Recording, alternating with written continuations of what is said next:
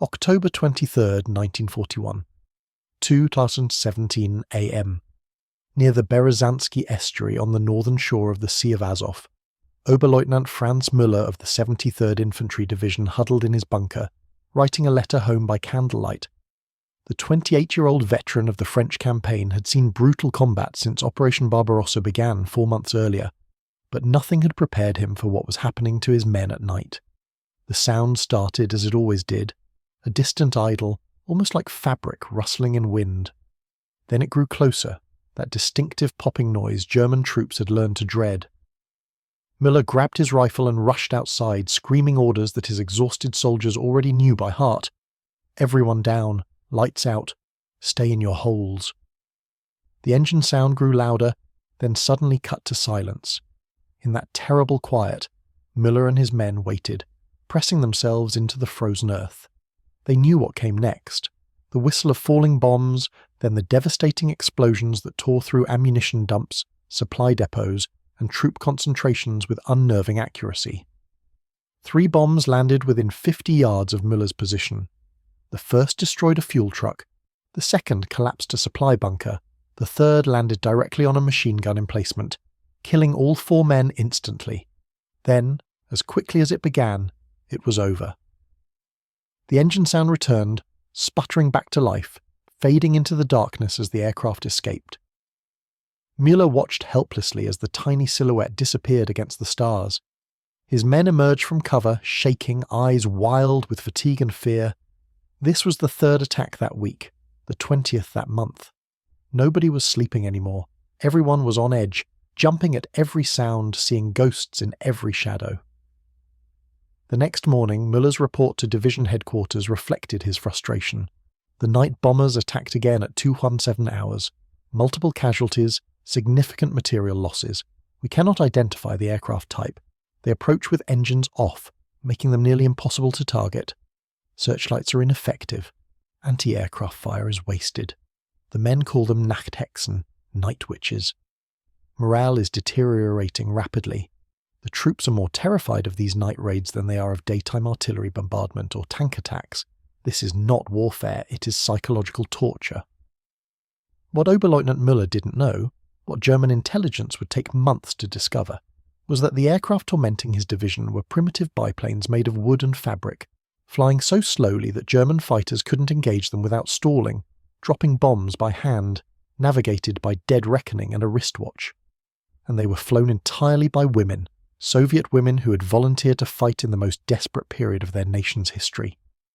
This is the story of the 588th Night Bomber Regiment, the legendary Night Witches, and how a unit of young women flying obsolete aircraft became the most feared nocturnal presence on the Eastern Front, conducting over 30,000 combat missions and forcing the German military to develop entirely new defensive tactics to counter their relentless attacks. The creation of the Night Witches began with one woman's determination to challenge both Nazi Germany and Soviet military tradition. Marina Raskova was already a legend in the Soviet Union when Germany invaded in June 1941. At 29 years old, she held multiple aviation records, including a 1938 non-stop flight from Moscow to the Far East that made her the Soviet equivalent of Amelia Earhart. Her fame gave her access to Stalin himself, and she intended to use it. Within days of the invasion, as German forces drove deep into Soviet territory, Raskova's office in Moscow was flooded with letters from Soviet women begging to be allowed to fight. Teachers, students, factory workers, actresses, all volunteering for combat duty. The Soviet military, despite its revolutionary rhetoric about equality, had no interest in putting women in combat roles. Raskova went over their heads. On September 8, 1941, with German forces approaching Moscow, Raskova met with Joseph Stalin and proposed the formation of 3 all-female air combat regiments. 1 for fighters, 1 for dive bombers, and 1 for night bombers. Her timing was perfect. The Soviet Air Force had lost thousands of aircraft and pilots in the war's first months. The military situation was desperate. Stalin, facing potential defeat, was willing to try anything. He signed Order 099 on October 8, 1941, authorizing the formation of 3 women's aviation regiments. Raskova was given the rank of major and complete authority to recruit, train, and organise her units. The response was overwhelming. Over 2,000 women applied within weeks. They came from every corner of the Soviet Union, motivated by patriotism, revenge for family members killed by the Germans, and the simple desire to prove that women could fight as effectively as men. The candidates ranged in age from 17 to 26, though many lied about their age to qualify. They included university students, accomplished pilots, mechanics, and women who had never seen an aircraft up close.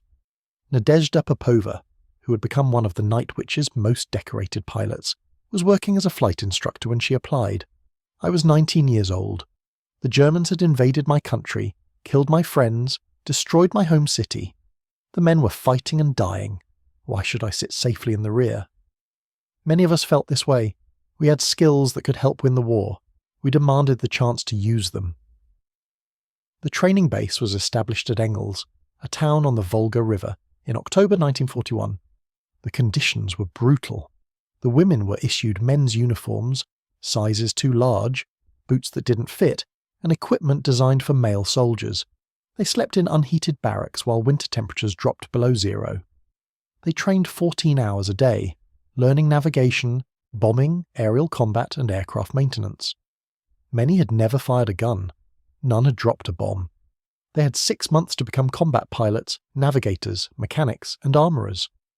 The aircraft assigned to the night bomber regiment were Polikarpov Po-2 biplanes, a design that dated back to 1928. Originally created as a training aircraft, the Po-2 was constructed of plywood and fabric stretched over a wooden frame. It had 2 open cockpits, one for the pilot and one for the navigator, who also served as bombardier. The specifications were laughable by combat standards. Maximum speed, 94 miles per hour. Service ceiling, 10,000 feet. Range, 400 miles. Armament, none initially, though later models mounted a single machine gun for the navigator. Bomb load, 66 pounds carried in racks under the wings, often less to extend range. The aircraft had no radio, no lights except a small instrument panel glow, no heating system, no parachutes in the early months because there weren't enough to go around, and no armour protection whatsoever. A single incendiary bullet could set the fabric wings ablaze. The fuel tank sat directly in front of the pilot's cockpit, unarmoured and unprotected. Pilots joked darkly that the Po-2 had one advantage. If you were hit, you wouldn't suffer long. Yevgenia Zhigolenko, who flew 968 combat missions, described her first reaction to seeing the Po-2. We stood looking at these ancient biplanes and somebody laughed. Then we all laughed. Then we stopped laughing and realised these pieces of wood and cloth were going to carry us into combat. We were going to war in antiques. But our instructors told us something important. These aircraft are simple, reliable, and can operate from anywhere. They don't need sophisticated airfields or complex maintenance, and they're so slow that German fighters will struggle to engage them without stalling their own aircraft. We didn't fully believe them until we got into combat. The training was relentless. The women learned to fly at night without instruments, using only landmarks, a compass, and a wristwatch to navigate. They practiced bombing runs on targets marked with lanterns, learning to estimate altitude and release point by experience and intuition. They studied German defensive positions, anti-aircraft tactics, and survival techniques. By March 1942, the 588th Night Bomber Regiment was ready for combat. The regiment consisted of 115 women organised into 3 squadrons. Every role from pilot to mechanic to armourer was filled by women, making it the only all-female combat unit in the Soviet military, where even the commanding officers and support staff were women. Major Yevdokia Bershanskaya, a highly experienced pilot, was appointed regimental commander. At 30 years old, she was one of the oldest members of the unit. Her leadership style combined strict discipline with genuine care for her pilots. She would command the regiment throughout the entire war, never losing the respect or loyalty of her women. The regiment received its combat deployment orders in May 1942. They were being sent to the southern front, where German forces were pushing towards Stalingrad and the Caucasus oil fields. The women painted their aircraft, loaded their bombs, and prepared for their first mission. None of them had ever been in combat. Most had never been shot at. Some had fewer than 50 hours of total flying time. They were about to enter the most brutal theatre of the war. The Night Witches flew their first combat mission on June 8, 1942, near the city of Krasnodar. 6 aircraft took off just after midnight, each carrying 2 50-kilogram bombs. The target was a German headquarters building identified by reconnaissance. The formation approached at 3,000 feet, the aircraft spaced several minutes apart. When they reached the target area, the lead pilot cut her engine. The Po-2 glided silently through the darkness, the only sound the wind rushing through the wing struts and control wires. At the calculated release point, the navigator pushed the bombs over the side and the pilot restarted the engine, climbing away as explosions lit up the ground below. All 6 aircraft returned safely. The pilots were exhilarated, terrified, and exhausted. They had just proven that women could conduct combat operations.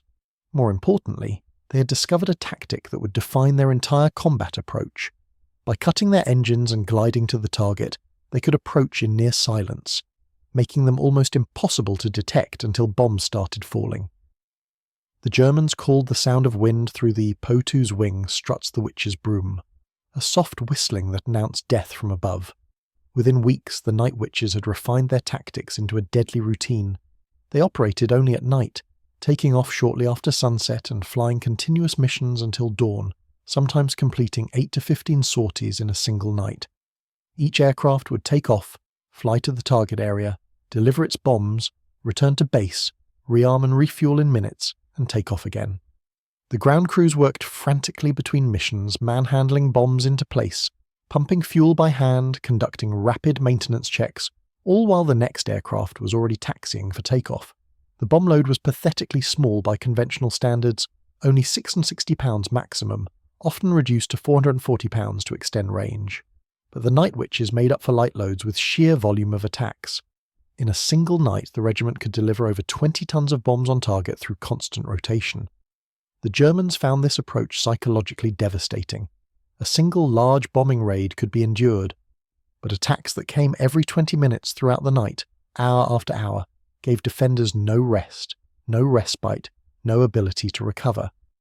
The approaching aircraft sound, the terrible silence as engines cut, the whistle of falling bombs, the explosions, the screams of wounded men, then 20 minutes of anticipation before it happened again. German soldiers stationed on the Eastern Front developed a pathological fear of darkness. The navigation was extraordinarily difficult. The women flew without radio, without lights, often without good maps. They used rivers, roads, and railway lines as visual references, timing their flights with stopwatches, calculating wind drift by intuition and experience. If clouds covered their landmarks, they navigated by dead reckoning, estimating position based on speed, time, and heading.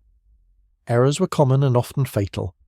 Several crews were lost when they became disoriented and flew into mountains, or crashed while attempting to land in bad weather. The dangers were constant and multifaceted. German anti-aircraft fire was intense and well organised. Searchlights would sweep the sky, trying to illuminate the slow-moving biplanes. Once caught in a searchlight beam, a Po-2 was an easy target for anti-aircraft guns. The pilots developed tactics to escape. They would put their aircraft into a steep slip, presenting the minimum profile to the gunners, or they would dive toward another searchlight, forcing the German operators to blind each other. Sometimes they would fly so low that anti-aircraft fire risked hitting friendly positions. But the searchlights and flak weren't the only threats. German night fighters began patrolling areas where the Night Witches operated. The Messerschmitt Bf 110 and later the Focke-Wulf Fw 190 were fast, heavily armed, and equipped with sophisticated navigation equipment. But they faced a unique problem when trying to engage the Po-2. The Polikarpov's maximum speed of 94 miles per hour was below the stall speed of most German fighters. A Messerschmitt attempting to slow down enough to target a Po-2 would lose lift and fall out of the sky. German pilots discovered they had to approach at an angle, make a single high-speed pass, and then climb away before they stalled. This made accurate shooting nearly impossible. The Night Witches learned to exploit this limitation ruthlessly. When they spotted a fighter, they would slow down even further, sometimes deliberately stalling their aircraft into a controlled descent that no German fighter could follow. On July 31, 1942, the Night Witches' vulnerability was tragically demonstrated. Senior Lieutenant Tamara Pavlovna Penkovich and her navigator, Sergeant Maria Smirnova, were caught by a German fighter during their approach to a target near Krasnoarmeyskoe. The fighter made a single pass, raking the Po-2 with machine gun fire. The fabric wings ignited instantly. Penkovic tried to crash land, but the aircraft broke apart on impact. Both women died in the crash. They were the regiment's first combat fatalities, but far from the last. Despite the losses, the Night Witch's effectiveness was undeniable. German documents captured later in the war revealed the panic these attacks caused. A report from the 123rd Infantry Division complained that night bomber raids were destroying morale more effectively than any other Soviet action. Men are not sleeping, are exhausted, and are becoming ineffective in daytime operations. The psychological effect of these constant nocturnal attacks far exceeds the material damage inflicted. The German military responded by offering recognition for pilots who could shoot down the Night Witches. Any pilot who destroyed a Po-2 would automatically receive the Iron Cross. This was the same decoration given for shooting down 4-engine bombers or multiple enemy fighters. The Germans were openly admitting that these fabric biplanes flown by women were more dangerous than heavy bombers. By late 1942, the Night Witches had become a significant tactical problem for German forces. High Command issued specific orders for dealing with them. Additional searchlights were deployed, anti-aircraft batteries were repositioned to focus on low-altitude threats, and night fighter patrols were increased in areas where the regiment operated. None of it worked. The Po-2s were too small, too slow, and too numerous. As the war progressed, the Night Witches developed increasingly sophisticated tactics. They began attacking in groups of 3, with the first aircraft deliberately drawing searchlights and anti-aircraft fire, while the second and third attacked from different directions.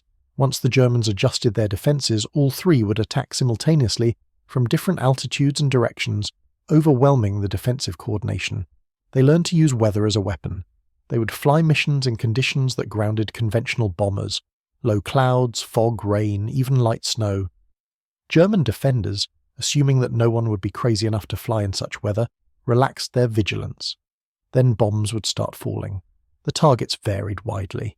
The Night Witches hit troop concentrations, supply dumps, ammunition storage facilities, vehicle parks, railway junctions, bridges, headquarters buildings, and artillery positions. They supported ground offensives by attacking German positions immediately before Soviet infantry assaults. They interdicted supply lines by destroying trucks and trains. They even conducted psychological warfare missions, dropping leaflets along with bombs. The pilots took immense pride in their accuracy. Unlike high-altitude bombers that scattered explosives across wide areas, the Night Witches could place bombs within meters of their targets.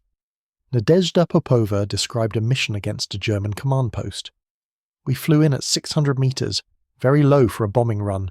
I could see the building clearly in the moonlight. My navigator, Katya, had calculated the release point perfectly. We glided in silently, dropped our bombs, and I saw them go straight through the roof. The building exploded. Later we learned we'd killed a German colonel and his entire staff. That's what made us effective. We didn't just drop bombs somewhere, near the target. We hit exactly what we were aiming for. The physical toll on the pilots was severe. They flew multiple missions every night, often 8 to 12 sorties, sometimes up to 15 in a single night. Each mission lasted 30 to 60 minutes. They would return to base, grab a piece of bread, drink some tea, and immediately take off again. Sleep was stolen in brief moments between missions or during bad weather that grounded aircraft. The open cockpits exposed them to temperatures that regularly dropped below 0 Fahrenheit. They flew in leather helmets and heavy coats, but frostbite was common. Several pilots suffered permanent damage to their faces and hands from prolonged exposure. The cold made every task more difficult. Controls became stiff, instruments frosted over, and fingers grew numb, making fine motor control nearly impossible. The physical stress was matched by psychological pressure. Every night brought the possibility of death from anti-aircraft fire, fighters, mechanical failure, or navigation error. The pilots watched friends die, saw aircraft explode in flames, and returned to base not knowing if everyone had made it back until the last aircraft landed. Yevgenia Zhigalenko recalled the aftermath of missions. You would land and taxi to your spot, and you would look around counting, making sure everyone was back. Sometimes you would see an empty space where someone should be. Then you would wait, hoping they had landed somewhere else, that they had gotten lost but were safe. Sometimes they would return hours later with some ridiculous story about an emergency landing in a field. Sometimes they never came back at all, and there was no time to mourn. You had 15 minutes before your next takeoff. Despite the dangers and hardships, the Night Witches maintained extraordinary morale. They sang between missions, wrote letters home, played practical jokes on each other, and developed intense bonds of friendship and loyalty. The shared experience of combat created a sisterhood that lasted the rest of their lives. One reason for their high morale was Commander Bershanskasa's leadership. She fought fiercely to protect her pilots from interference by male officers who didn't understand or respect what the women were doing. She personally investigated every loss, ensuring that lessons were learned and that no death was meaningless. She fought for better equipment, more supplies, and recognition for her pilots' achievements. Her pilots loved her absolutely. The Night Witch's finest hour came during the Battle of Stalingrad. From August 1942 through February 1943, the regiment flew continuous missions supporting Soviet forces defending the city, and later encircling the German 6th Army. They operated from primitive airfields within artillery range of German positions, taking off and landing under fire.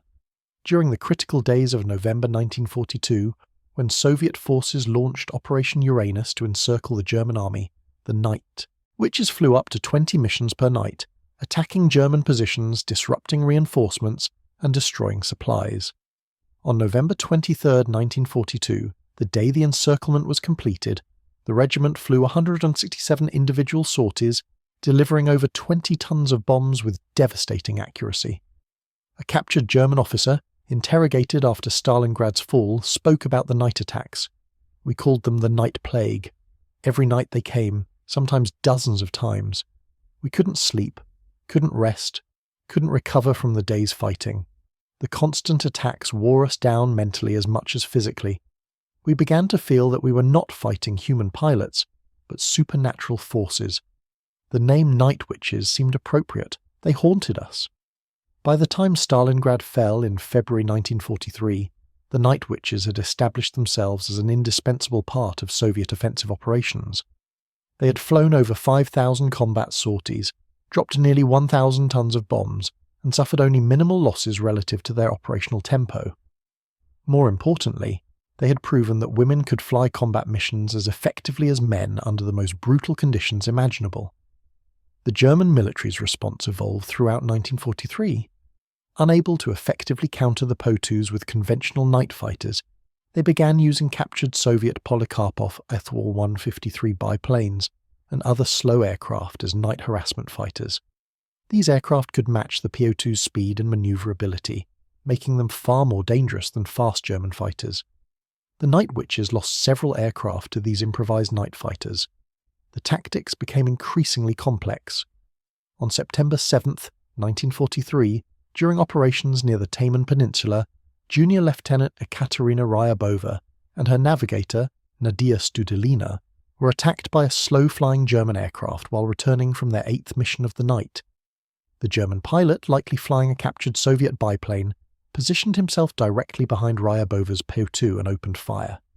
Studelina returned fire with their single defensive machine gun, but the Germans' heavier armament was overwhelming. Bullets ripped through the fabric fuselage, severing control cables and igniting a fuel line. Ryabova managed to maintain control long enough for Studelina to bail out, but stayed with the burning aircraft to avoid crashing on Soviet positions. Her Po-2 exploded on impact. She was 22 years old. Studelina survived with severe burns and returned to combat 3 months later. The Night Witches' recognition came slowly. The Soviet military establishment, dominated by men, was reluctant to acknowledge women's combat contributions.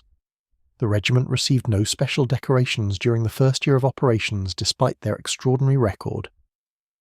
This changed after Stalingrad. On February 23, 1943, 5 Night Witches received the Order of the Red Banner, one of the Soviet Union's highest military decorations.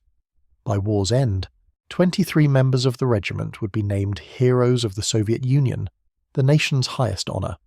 Junior Lieutenant Yekaterina Zelenko became the regiment's first Hero of the Soviet Union posthumously, after deliberately ramming a German bomber with her fighter aircraft in September 1941, before the regiment was even formed. Her example inspired many Night Witches. As Soviet forces pushed westward in 1943 and 1944, the Night Witches moved with them, conducting operations across Ukraine, Belarus, Poland, and eventually into Germany itself. Their missions evolved to support increasingly complex combined arms operations, coordinating with ground forces, artillery, and other air units. By 1944, the Po-2 biplanes had been upgraded with better bomb racks, defensive machine guns, and crude radio equipment. The aircraft were still primitive by contemporary standards, but the Night Witches had become masters of their machines. Pilots with hundreds of combat missions developed an almost supernatural feel for their aircraft, able to coax maximum performance from engines that should have been in museums, navigate by instinct through weather that grounded more sophisticated units, and place bombs with accuracy that precision bombers envied. Nadezhda Popova's record exemplified the regiment's achievements. She flew 852 combat missions, more than any other Night Witch. She was shot down 3 times, hospitalized twice for injuries and frostbite, survived 4 aircraft destroyed on the ground by German attacks, and received numerous awards including Hero of the Soviet Union. When asked after the war how she survived so many missions, her answer was simple: luck, skill, and refusing to die before the war was won. The Night Witches' operational pattern remained consistent throughout the war. They took off at dusk and flew continuously until dawn, conducting up to 15 missions per aircraft per night. Ground crews worked around the clock, maintaining aircraft, loading bombs, and preparing for the next wave. The logistics were staggering.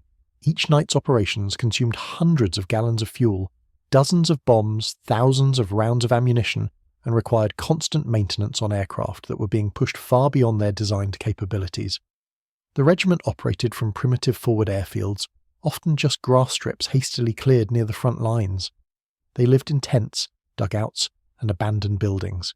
They endured constant shelling, air raids, and the chaos of mechanized warfare sweeping across Eastern Europe. Yet they maintained operational readiness that many better-equipped units couldn't match. One of the most remarkable aspects of the Night Witches was their ability to operate in conditions that grounded conventional bombers. They flew in weather that reduced visibility to near zero, navigating by dead reckoning and sheer determination. They flew when temperatures dropped so low that fuel lines froze and engines refused to start. They flew when exhaustion had reduced them to automatons, going through practiced routines by muscle memory alone. The psychological impact on German forces remained severe throughout the war. A German soldier's diary, captured in Poland in 1944, contained multiple entries about night attacks. October 3rd, they came again last night, the damned Night Witches. 6 attacks between midnight and dawn. Nobody sleeps anymore. The men are like ghosts jumping at every sound. October 11th, another night of hell. The bombs feel less dangerous than the waiting, knowing they will come but not knowing when. October 19th, Schmidt shot himself this morning. He couldn't take another night. Several others are near the breaking point. These women are destroying us without even needing to kill us. By early 1945, as Soviet forces pushed into Germany itself, the Night Witches were conducting missions deep behind German lines, attacking targets inside the Reich. On April 20th, 1945, Hitler's birthday, the regiment flew a massive series of attacks on German positions around Berlin, a deliberate insult to the Nazi regime that had believed women incapable of combat. The last combat mission of the 588th Night Bomber Regiment was flown on May 4th, 1945, 3 days before Germany's surrender. Appropriately, it was a night harassment mission against German forces still resisting near Berlin. The target was destroyed with typical Night Witch precision. When the war ended, the 588th Night Bomber Regiment had flown 23,672 combat sorties, the most of any Soviet aviation regiment. They had dropped 3,000 tons of bombs and 26,000 incendiary shells. They had participated in operations at Stalingrad, the North Caucasus, Crimea, Belarus, Poland, and Germany. 32 pilots and navigators were killed in action. 23 received the Hero of the Soviet Union award. Every member received combat decorations. The regiment had spent 1,100 consecutive nights in combat operations, more than any other air unit in history. But the statistics don't capture the full story. The Night Witches forced the German military to divert significant resources to countering a handful of obsolete biplanes. They tied down anti-aircraft batteries, searchlight units, and night fighters that were desperately needed elsewhere. They inflicted damage far beyond their bomb tonnage through psychological warfare that degraded German combat effectiveness across entire sectors of the front. Most significantly, they proved that women could perform combat roles with skill, courage, and effectiveness equal to men, even under the most extreme conditions imaginable. They flew the most dangerous missions in the most primitive aircraft and achieved results that earned grudging respect from their enemies and inspired generations of women to follow. When the war ended, the Night Witches expected recognition and celebration. Instead, they faced a Soviet society that wanted women to return to traditional roles. The military establishment, never comfortable with women in combat, quickly disbanded the female aviation regiments. The Night Witches were offered positions as flight instructors or staff officers, but most chose to return to civilian life. The discrimination was blatant. Male pilots with similar records received priority for post-war advancement, better assignments, and ongoing recognition. The Night Witches were largely forgotten by official Soviet history. They were rarely mentioned in military accounts, omitted from celebrations of Soviet aviation, and treated as an embarrassing anomaly rather than heroes. Nadezhda Popova returned to her hometown and took a job as a flight instructor. She rarely spoke about her war experiences, not because she was ashamed, but because nobody seemed interested in hearing about women in combat.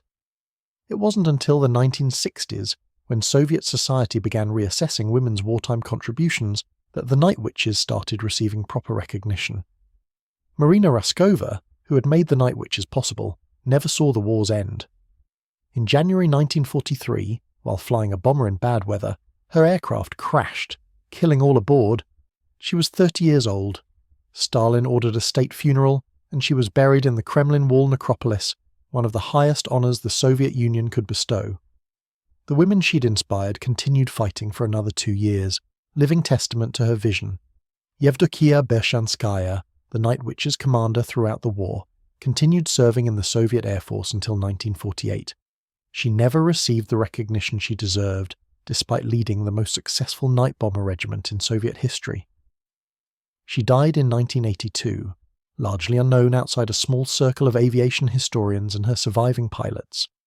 The Night Witches themselves remained close throughout their lives. They held annual reunions, maintained correspondence, and supported each other through the challenges of post-war life. Many struggled with what today would be recognized as post-traumatic stress disorder, haunted by memories of friends killed, aircraft burning, and the constant proximity to death.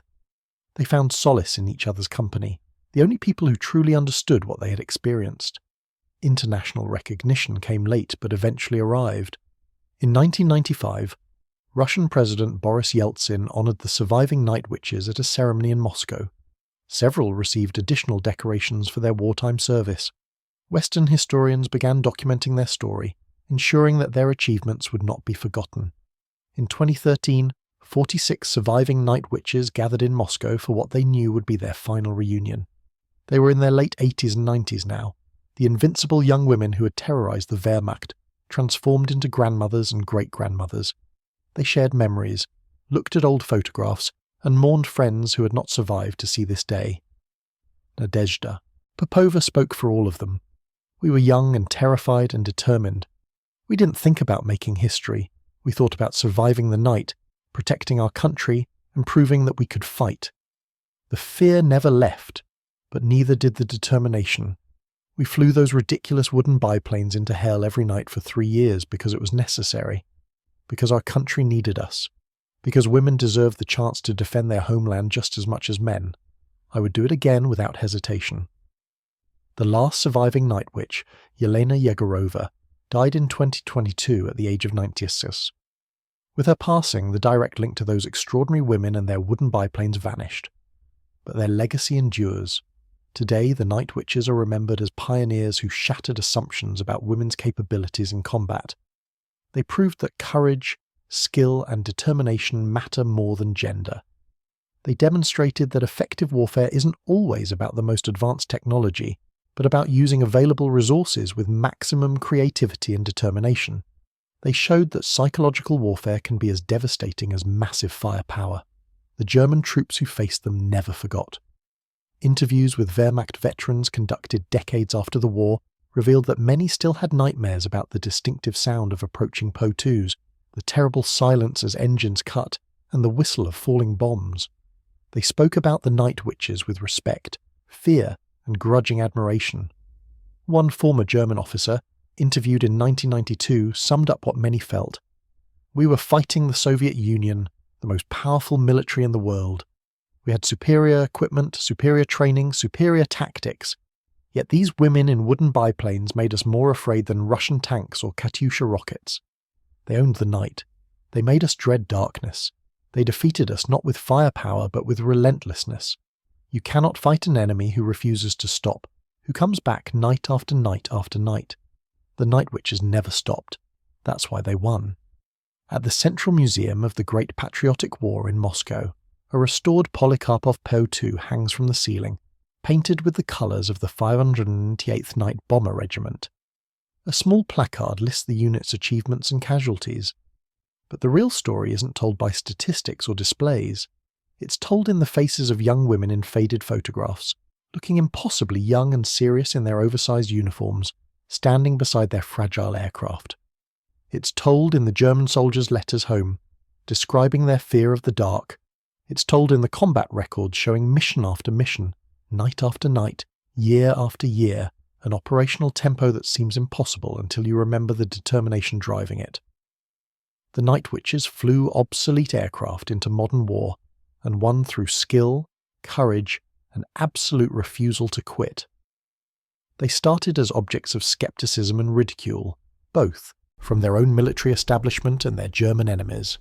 They ended the war as the most decorated female combat unit in history and the most feared nocturnal presence on the Eastern Front.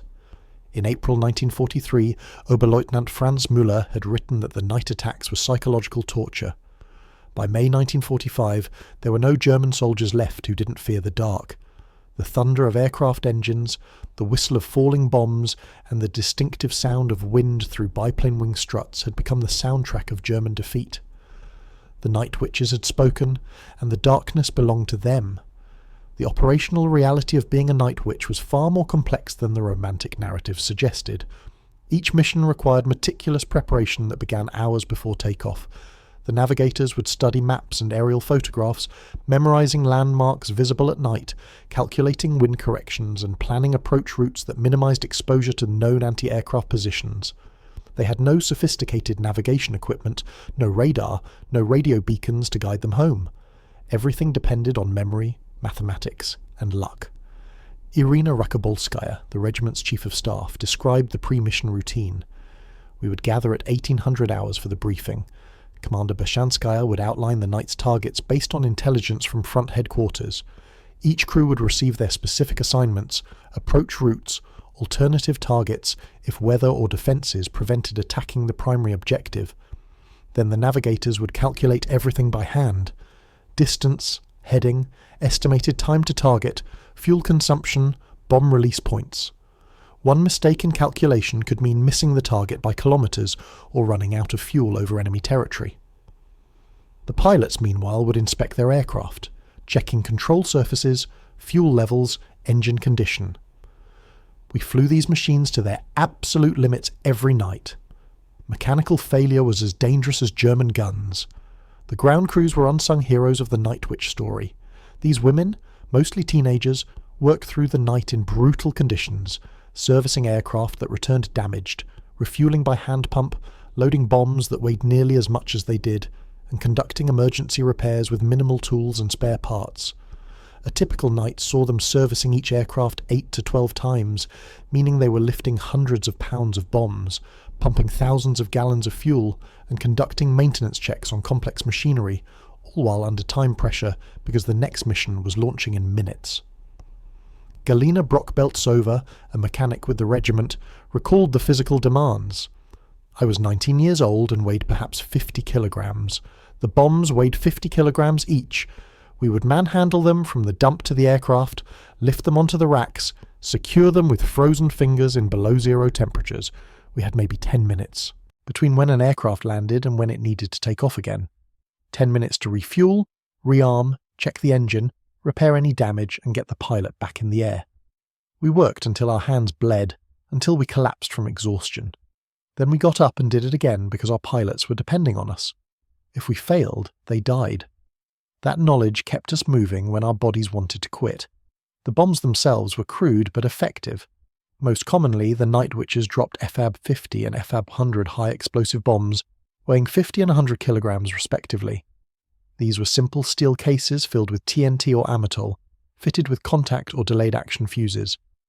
The Po-2 could carry 6 FAB-50s or 4 FAB-100s on underwing racks, though pilots often reduced loads to extend range or improve performance. Later in the war, they also dropped ZAB incendiary bombs designed to start fires in fuel dumps, supply depots, and wooden structures. The incendiaries proved particularly effective against German logistics, as a single well-placed bomb could destroy supplies worth thousands of times its own cost. The bombing technique was entirely manual and required extraordinary coordination between pilot and navigator. The navigator would lean over the side of the open cockpit, sighting on the target using crude bomb sights or simple visual estimation. She would call corrections to the pilot, left, right, steady, while calculating the release point based on altitude, airspeed, and wind. At the critical moment, she would reach down and pull the bomb release lever, sending the weapons tumbling toward the target below. There was no automation, no computer assistance, no precision guidance, just geometry, physics, and hundreds of hours of practice. Accuracy improved dramatically with experience. Novice crews might miss their targets by hundreds of meters. Veteran crews could place bombs within 10 meters of their aim point, an extraordinary achievement given their methods and equipment. This precision made the Night Witches far more effective than their primitive aircraft suggested. A heavy bomber might drop tons of explosives scattered across a wide area, achieving little beyond noise and terror. A Night Witch would put her 3 50-kilogram bombs directly on the target. One through the roof of the command post, one on the ammunition dump, one on the communications center. Total payload less than 200 kilograms, but 200 kilograms precisely where they caused maximum damage. The Germans tried numerous countermeasures beyond searchlights and anti-aircraft guns. They used sound locators, acoustic devices that could detect aircraft engines at considerable distances and direct defensive fire. The Night Witches defeated these by cutting their engines and gliding, rendering the sound locators useless. The Germans deployed barrage balloons with steel cables designed to snare low-flying aircraft. The Night Witches flew lower, sometimes at altitudes below 200 meters, underneath the balloon defenses. The Germans positioned machine gun nests to fire into known approach routes. The Night Witches varied their approaches, never attacking from the same direction twice in a row, constantly adapting to new defenses. One particularly effective German countermeasure was the use of dummy targets. They would construct false supply dumps, fake vehicle parks, and dummy buildings, hoping to draw the Night Witches' bombs away from real targets. Soviet intelligence and the Night Witches themselves became adept at identifying these deceptions. Veteran navigators could distinguish real targets from fakes by observing traffic patterns, the presence of guards, the arrangement of camouflage, and dozens of other subtle indicators. It became a deadly game of deception and counter-deception, with both sides constantly adapting. The social dynamics within the regiment were complex and fascinating. These were young women, most in their late teens or early 20s, living under extraordinary stress in an environment designed for men. They formed intense friendships, romantic relationships occasionally developed, and the normal dramas of young adulthood played out against the backdrop of industrialized warfare. They dealt with menstruation while flying combat missions, managed relationships with male officers who sometimes resented or harassed them, and struggled to maintain some semblance of femininity in an utterly unfeminine environment. Klavdia Fomicheva, who flew 1940 combat missions, spoke about the personal challenges.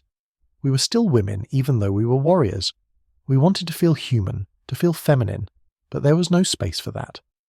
We wore men's uniforms that didn't fit, used men's facilities, and lived in conditions that stripped away everything soft and gentle. Some of us stopped menstruating entirely from the stress and malnutrition. Our hands were calloused and scarred, our faces were damaged by frostbite. We looked in mirrors and saw strangers, but we also saw warriors. We saw women who were proving that we could do anything men could do. That pride sustained us through the hardest times. The romantic relationships that developed were handled with discretion, but were acknowledged. Several pilots married ground crew members or officers from other units. Some relationships began during the war and lasted decades. Others were brief affairs born from the knowledge that any night might be your last. Commander Beshanskaya generally tolerated these relationships as long as they didn't interfere with combat effectiveness. She understood that denying young women normal human connections would damage morale more than permitting them could. The regiment also dealt with casualties in ways that revealed their resilience and pragmatism. When a crew failed to return, their belongings were packed and sent home to families. Their aircraft number would be reassigned to new pilots. There were no elaborate memorial services, no time for extended mourning. The surviving pilots would take off for their next mission, and life continued. This may seem callous, but it was necessary. Dwelling on losses in a unit suffering regular casualties would have destroyed morale. The Night Witches mourned their dead by continuing to fight, by ensuring that their sacrifices achieved something meaningful. Yevgenia Rudneva, the regiment's most educated member with a degree in astronomy from Moscow State University, served as a navigator and became the regiment's informal morale officer. She wrote poetry, organised cultural activities during rare rest periods, and kept a detailed diary that survived the war. Her writings reveal the psychological complexity of life as a night witch. She wrote about fear, exhaustion, and grief, but also about pride, determination, and the deep bonds between the women. In May 1944, during operations over Crimea, her aircraft was hit by anti-aircraft fire and exploded. She was 24 years old. Her diary was later published and became an important historical document. The Night Witch's relationship with male Soviet pilots was complicated. Some male pilots respected their female counterparts and welcomed their contributions. Others resented them, believing that women in combat was a publicity stunt that demeaned the seriousness of war.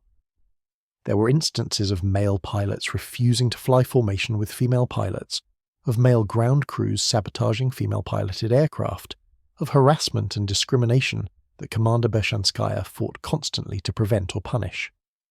The Night Witches proved themselves through sheer competence, flying more missions with better results than many male units, until even the skeptics had to acknowledge their effectiveness. One incident that became legendary within the Soviet Air Force occurred in August 1943. A group of male bomber pilots, resting at the same airfield as the Night Witches, were joking loudly about how easy night harassment missions must be compared to real bombing.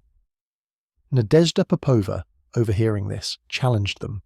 She proposed that any male pilot could fly a mission with her crew to see for themselves how easy it was. A young lieutenant accepted, confident this would be an amusing diversion.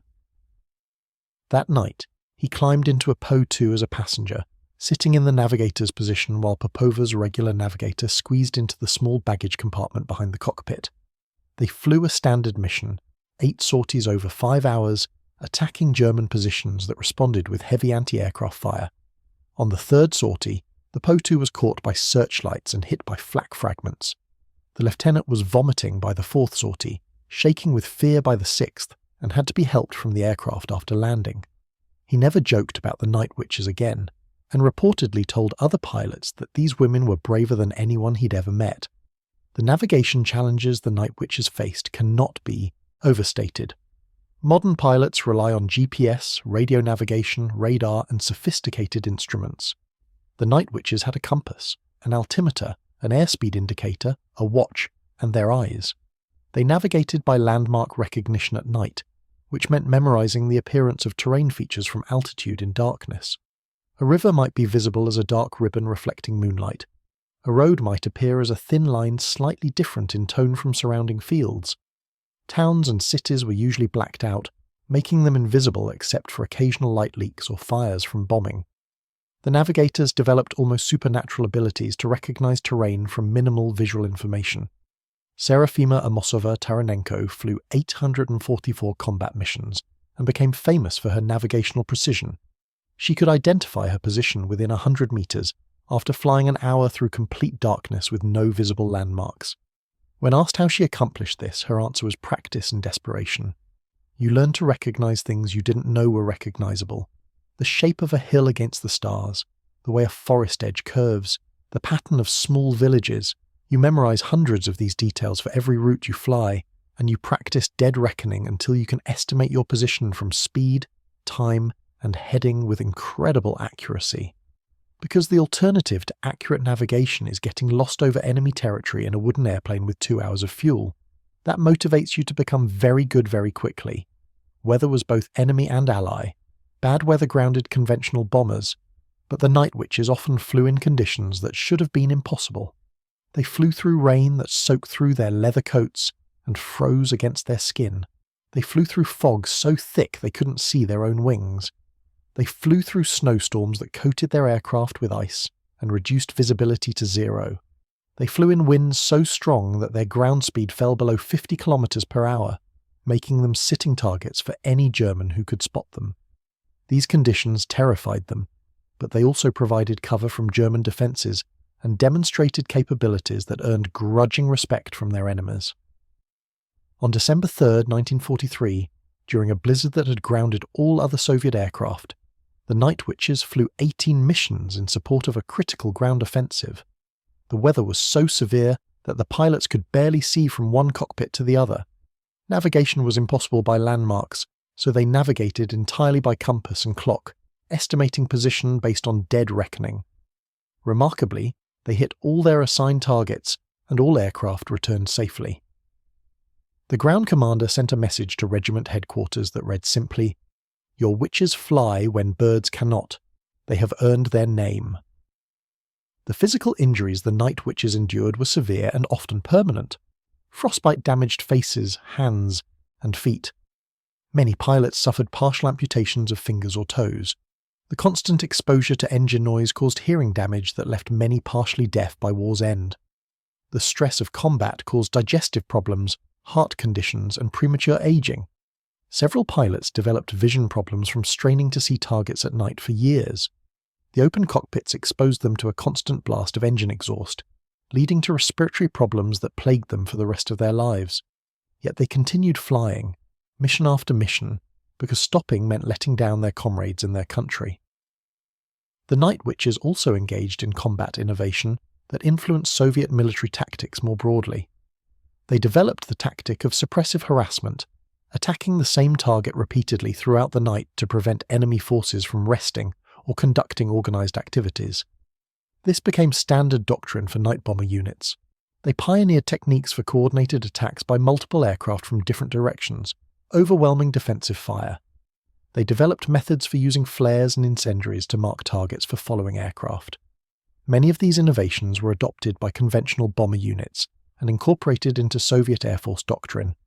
One innovation that proved particularly effective was the use of psychological warfare beyond simple bombing. The Night Witches would sometimes drop leaflets along with bombs, messages in German informing troops that they were being attacked by women, that their mighty Wehrmacht was being defeated by Soviet girls in wooden airplanes. This was devastating to German morale. Being bombed was bad enough. Being bombed by women in a military culture that prided itself on masculine warrior virtues was humiliating. German prisoners interrogated about the Night Witches often expressed anger and shame at being defeated by women, revealing how effective this psychological aspect was. The logistics of keeping the regiment operational were staggering. The Po-2s were simple aircraft, but they still required constant maintenance, spare parts, fuel, oil, ammunition, and bombs. All of this had to be transported to forward airfields that were often under fire and connected to rear areas by primitive roads that became impassable mud bogs in rain or snow. The regiment's logistics officers, all women, performed near miracles keeping supplies flowing. They requisitioned trucks, negotiated with supply depots, scrounged parts from wrecked aircraft, and improvised solutions when proper materials weren't available. Their work was unglamorous but absolutely essential. Without them, the pilots would have been grounded regardless of their courage or skill. The Night Witches' diet was typically inadequate, consisting mostly of bread, soup, and occasionally meat or vegetables. They were chronically undernourished, operating under extreme physical demands while consuming perhaps 2,000 calories per day, far below what their activity level required. This contributed to health problems, weight loss, and the cessation of menstruation that many experienced. Yet they continued flying, burning energy reserves that should have made operations impossible. Later medical studies of veterans revealed that many suffered permanent metabolic damage from years of malnutrition, combined with extreme physical stress. As the war progressed into 1944 and Soviet forces pushed westward, the Night Witches found themselves operating over increasingly unfamiliar territory.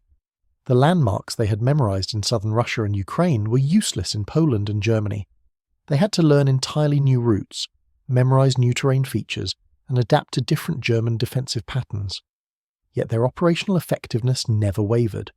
If anything, they became more lethal as experience and improved equipment compensated for unfamiliar territory.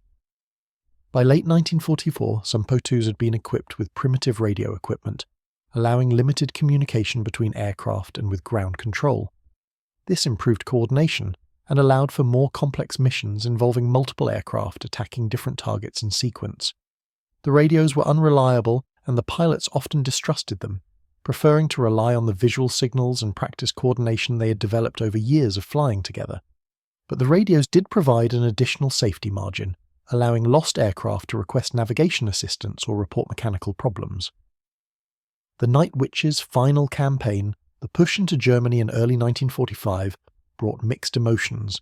They were winning clearly and decisively. The German forces they attacked were increasingly disorganized, poorly supplied, and demoralized. Anti-aircraft fire, while still dangerous, was less intense as German ammunition stocks dwindled. Yet the casualties continued. Aircraft were still shot down. Women still died. The end was tantalizingly close, making each loss feel even more tragic and senseless. The pilot spoke of desperately wanting to survive until victory, of the cruel irony of dying when the war was almost over. Senior Lieutenant Rufina Gashiva, who flew 848 combat missions, described the final weeks of the war. We could feel victory coming. We could see it in the way German resistance was collapsing. But we also knew that we were still in danger, that any mission could be our last. It created a strange psychology. You wanted to celebrate because we were winning, but you couldn't relax because you might still die. Several of our pilots were killed in April 1945, just days before the war ended. They had survived 3 years of combat only to die when victory was imminent. That seemed unbearably cruel, yet war is cruel and doesn't care about timing or fairness. When Germany finally surrendered on May 8, 1945, the Night Witches were at a forward airfield near Berlin. They had flown their last combat mission 4 days earlier. Commander Bashanskaya assembled the regiment and announced the war's end. The women reacted with joy, relief, tears, and exhaustion. They had survived. They had won. But their joy was tempered by the memory of those who hadn't lived to see this day. 32 pilots and navigators killed in action, dozens more wounded, all dead friends who should have been celebrating with them. The victory was real, but the cost had been terrible. The immediate aftermath saw the regiment disbanded with shocking speed. Within weeks, the Night Witches were ordered to return to Moscow for demobilization. They turned in their aircraft, their equipment, their uniforms. They were given certificates of service and small medals, then told to go home. There was no victory parade for them, no public recognition, no acknowledgement of their extraordinary achievements. They simply ceased to exist as a military unit, scattered back to civilian life as if they had never fought at all. This treatment reflected broader Soviet attitudes toward women in combat. Stalin's government had tolerated women warriors when the nation faced potential defeat, but once victory was secured, traditional gender roles were reasserted. Women were expected to return to domestic life, have children, and rebuild the Soviet Union through motherhood rather than continued military service. The Night Witches, who had proven themselves as effective as any male combat unit, were told their service was no longer needed and were ushered out of the military with minimal ceremony. Many Night Witches struggled profoundly with post-war civilian life. They had spent their most formative years in combat, developing skills and experiences that had no civilian application. They had commanded life and death decisions, navigated by stars, faced enemy fire without flinching. Now they were expected to be typists, teachers, factory workers, wives, and mothers. The psychological adjustment was brutal. Several veterans spoke of feeling utterly lost, as if their real life had ended with the war, and everything after was just an epilogue. Some turned to alcohol, others withdrew into depression. Many suffered what modern medicine would recognize as severe PTSD, though the Soviet Union neither acknowledged nor treated such conditions. Natalia Meklin, who flew 980 combat missions, attempted to continue flying after the war, but was rejected by civilian aviation authorities because women pilots weren't considered reliable. She described her post-war years as the hardest of her life. I had flown nearly 1,000 combat missions. I had been shot at by experts trying to kill me. I had navigated through conditions that should have been impossible. I was one of the most experienced pilots in the Soviet Union. But I couldn't get a job flying because I was a woman. So I worked in a factory, assembling electronics, using perhaps 1% of my capabilities. I felt like a thoroughbred racehorse forced to pull a plough. The war had been terrible, but at least I had been fully alive, using all my skills, doing something meaningful. Peace felt like death by boredom. The Night Witches did maintain contact with each other, forming a veterans organisation that met annually. These reunions became lifelines for women who felt isolated and misunderstood in civilian society. Only other Night Witches could truly understand what they had experienced. They would gather, drink vodka, sing the songs they had sung during the war, cry for their dead friends, and remember when they had been young and powerful and terrified and magnificent. These reunions continued for decades, until age and death finally ended them. Recognition came slowly and incompletely. In the 1960s, as the Soviet Union began reassessing its wartime history, the Night Witches started receiving belated acknowledgement. Books were written about them, newspaper articles appeared, veterans were invited to speak at schools. But even this recognition was qualified and limited. The official narrative emphasized their feminine sacrifice and suffering, rather than their combat effectiveness and professional skill. They were portrayed as brave girls rather than skilled warriors, diminishing their actual achievements. International recognition began in the 1980s when Western historians discovered the Night Witches' story. Books and articles in English brought their achievements to global audiences. Feminist scholars saw them as pioneers who had shattered gender barriers in military service. Aviation historians recognized their tactical innovations and operational effectiveness. Gradually, the full magnitude of what they had accomplished became apparent to audiences beyond the former Soviet Union. They had flown more combat missions than any other Soviet aviation regiment. They had maintained operational effectiveness under conditions that should have been impossible. They had forced the German military to develop entirely new defensive tactics.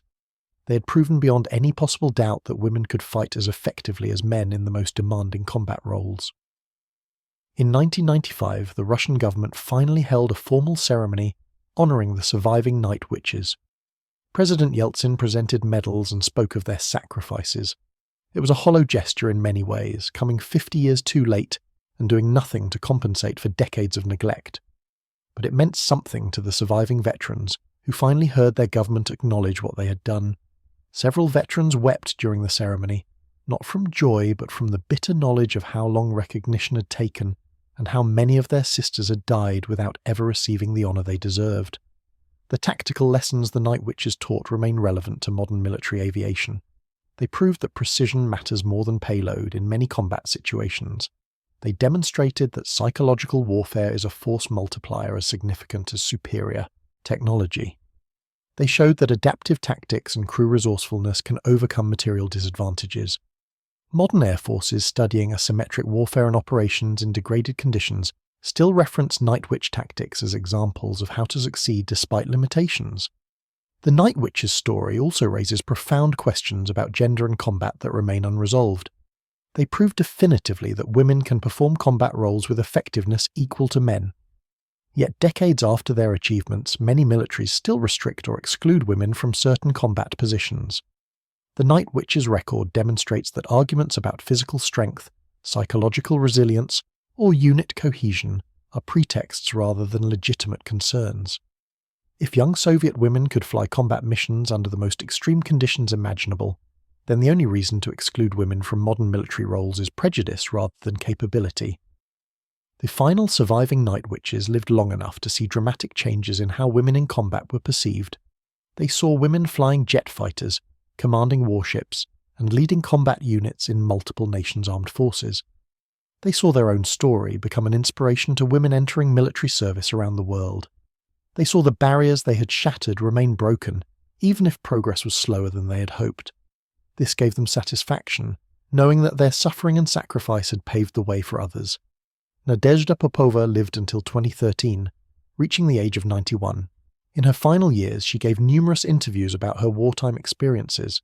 She spoke without bitterness about the hardships, without false modesty about her achievements, and without romanticizing what combat had actually been like. When asked what she wanted people to remember about the Night Witches, her answer was characteristically direct. Remember that we were real. Not legends, not stories, not propaganda, but real women who flew real missions and faced real dangers. Remember that we proved women could do anything men could do in the most extreme circumstances possible. Remember our friends who died, who never got to tell their stories, who never received recognition. Remember that war is terrible but sometimes necessary, and that when it becomes necessary, women will fight just as fiercely as men to defend what they love. We were not special. We were ordinary women forced into extraordinary circumstances. We did what needed to be done. That's all. That's everything. The Polikarpov Po-2 biplane, that obsolete training aircraft that became the Night Witch's weapon, outlived the Soviet Union itself. Some remained in service as agricultural crop dusters and utility aircraft into the 1990s. A few are preserved in museums, silent testimony to what they once accomplished. Looking at these fragile wooden biplanes today, it seems impossible that anyone conducted combat operations in them, let alone flew 30,000 missions under fire over 3 years. Yet the records don't lie. These primitive aircraft, flown by determined women, became instruments of terror that the mighty Wehrmacht could never defeat. The Night Witch's story deserves to be remembered not as a curiosity or anomaly, but as a significant chapter in military history. They weren't playing at war. They weren't a publicity stunt. They were a combat unit that flew more missions, with greater effectiveness, under worse conditions than most male units could have achieved. They earned the fear and respect of their enemies through professional competence and unwavering determination. They proved that given opportunity and proper training, women could match or exceed men's performance in any military role. They deserve to be remembered as what they were, warriors who changed the course of history and expanded human understanding of what was possible. The Night Witches made the darkness their kingdom, and neither Nazi Germany nor Soviet chauvinism could take that away from them. They flew, they fought, they won. That truth echoes across the decades and will continue echoing as long as their story is told. The thunder of their wooden wings has faded into history, but the impact of their achievements will never be forgotten.